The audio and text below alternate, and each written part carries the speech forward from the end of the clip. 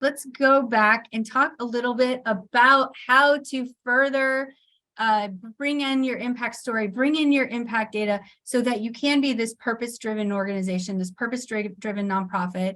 I know TJ and I, we've had a lot of conversations over the last year and just trends that we're seeing in fundraising, and this trend around being ready for these large gifts that we're seeing happening in the world. But one of the things that I've been saying for years, and I stole this from a philanthropist, Mario Moreno, who is the kind of the person behind the Leap of Reason movement and wrote Leap of Reason back in, I think, 2011, maybe.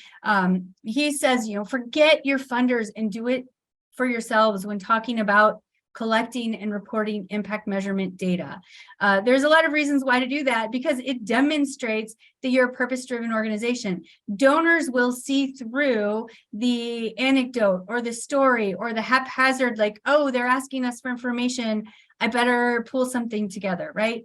It's building that purpose-driven organization first. It's not because your funders want it. And TJ's done an amazing job telling us about the trends in philanthropy and how important it is to be able to talk about and report on our impact and what we've done with those dollars and how we've been good social return on investment with the dollars that they've invested in us.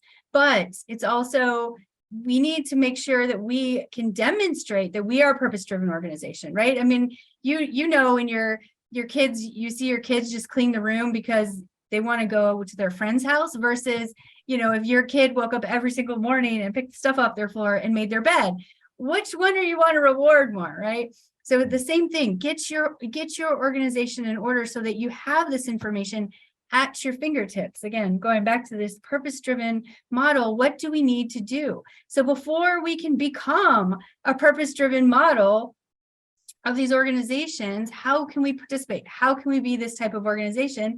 You have to collect outcomes and impact data. We talk to organizations all the time because they are excited about the dashboards that Sure Impact can provide, and they're excited about having this information at their fingertips. And when we meet with the leadership, we say, yes, we can provide you those insights. However, you have to collect the data. You have to make data as part of your culture, where you're regularly recording and reporting what you're doing, how well you're doing it, and how people are better off.